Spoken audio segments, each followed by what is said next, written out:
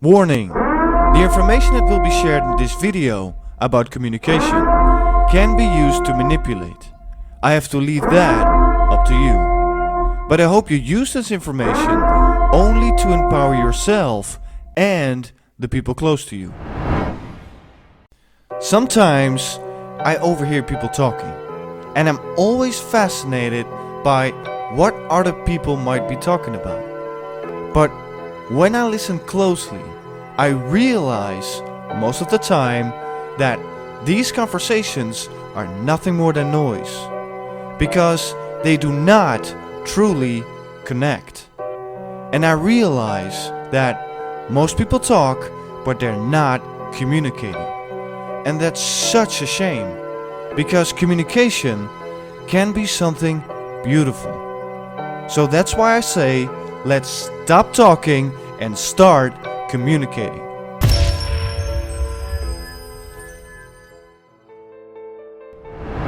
If there's one thing that has a great effect on us, one thing that has an effect on our entire lives, I would say it is communication.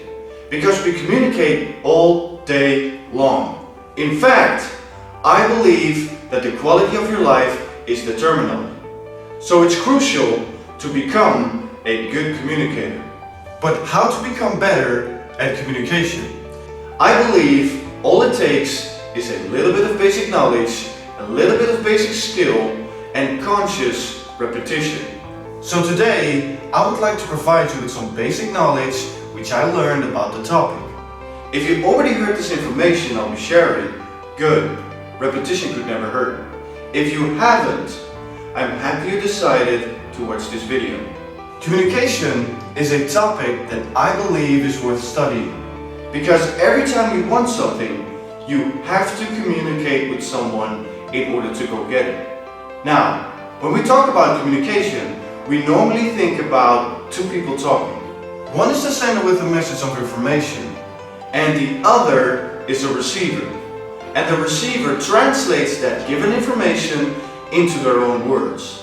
But communication is not just exchanging words.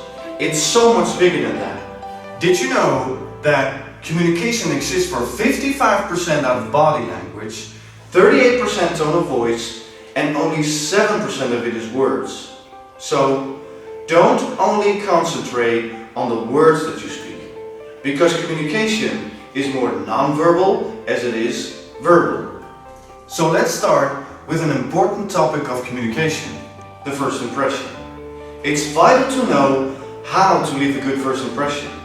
First of all, because there are no redos, but mostly because people judge you in a matter of seconds. Now here's an honest question for you. Can you always leave a good first impression? Answer, no. Some people have certain preferences and don't like you just because of the way you look, dress, or because of your hair. There could be all sorts of reasons why someone doesn't like you, and there's nothing you can do about it. If a first impression didn't work out, don't worry about it. It's okay. If it wasn't meant to be, it wasn't meant to be. That's just the way it is. But there are a couple of things that you could do when it comes down to a first impression to turn the odds of making a successful first impression in your favor. Simply by always being prepared for a first impression. Because they can happen literally everywhere. So the best thing to do is to be prepared everywhere you go. Have your own style, do something about personal care.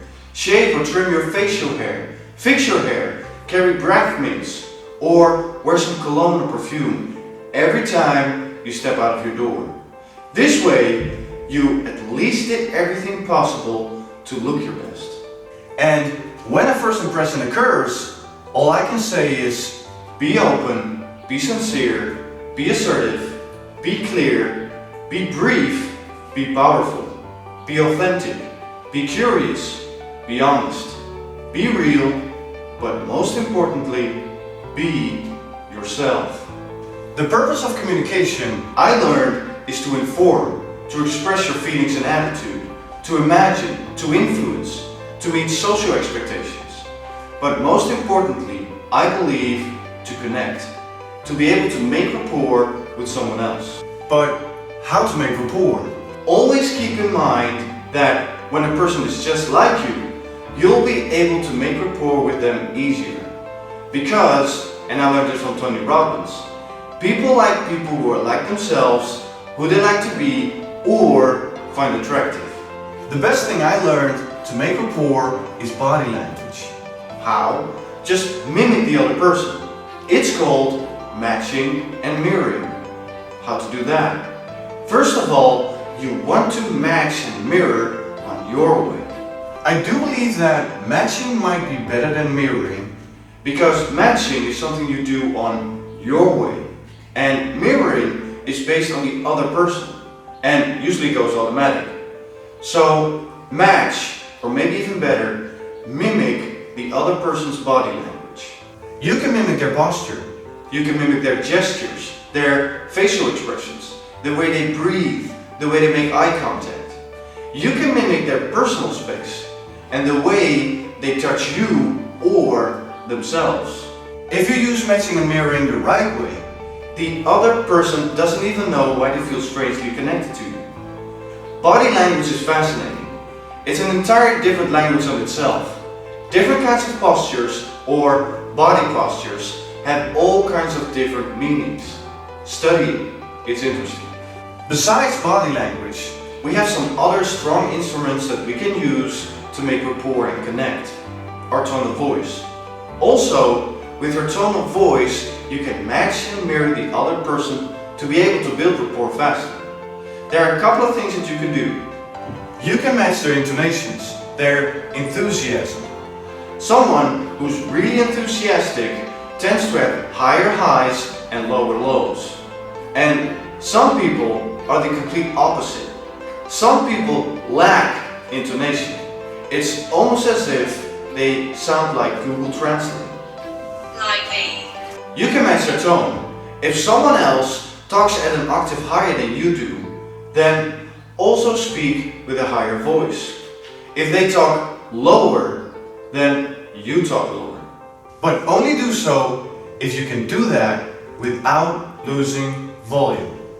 That also means you can match their volume. If someone talks soft, you talk softer. If someone talks really loud, you talk louder. And you can match their speed. If someone talks really fast, then you talk faster. If someone talks really slowly, you talk slower. But there are some more things that you can match besides body language or tone of voice. You can match someone's words. You can use certain keywords that someone uses. So, if someone talks about something to be perfect, then you also use that same word, perfect. Now, besides the fact that words aren't the most important thing to a conversation, words can be powerful. Your vocabulary can be powerful, especially words loaded with emotion. Maybe I said this before, but the more you care, the stronger you can get, and the stronger your words will become. I believe that words can make you see. They can paint pictures in your mind. If I would talk about my father, you'll probably think about your father and see pictures of him going through your mind. If I would talk about a tree, you'll probably see a tree in your mind. If you don't think this is true, then try to stop thinking about that pink elephant. So if words can paint pictures in your mind, if words can make you see, then it would be in your best interest to know as many words as possible. Because the more you're able to draw from, the more you'll be able to see. So, get the best vocabulary you can have to interpret, express, see, and understand with it. It's proven that the more limited your vocabulary is, the more tendencies to poor behavior. Just think about it for a minute. Can you imagine the mistakes you can make if you wouldn't be able to interpret, express, see, or understand very well? Every day for the next 5, 10 to 15 years? Answer: that would be a disaster. So, work on your vocabulary every day, learn new words, and read books for your benefit. And there's another important thing to communication, which I believe a lot of people forget or don't even think about. It is listening. If you want to be a good speaker, you've got to be a good listener, an active listener. Active listening is a unique skill which I believe is very hard to master. That's simply because our brain can handle more words than the words that are spoken. And that's why we can just drift away on our own thoughts and completely tune out the other person that you're speaking to. But stay focused. Show the other person that they are important. Let your curiosity do the talking. Now, we're almost at the end of the video. I just want to say and hope that this information about communication will serve you in the future. But there are still so many things to talk about when it comes to communication. And that's even left unspoken in this video. There's one more thing that I would like to share with you. And that is probably the most important thing about communication. And that is the way you communicate with yourself. I probably said this before, but nothing in life has any meaning but the meaning you give it. And the way you communicate the meaning to yourself and associate with majorly impacts your life. The way you feel, the kinds of actions that you take, and the results that you have. So be aware and very conscious about the way you communicate with yourself. Now, I believe that's enough communication about communication for one day. Join me the next time to talk about why we do what we do. For now, thank you for watching, thank you for your time, stop talking, start communicating, and I'll see you next time.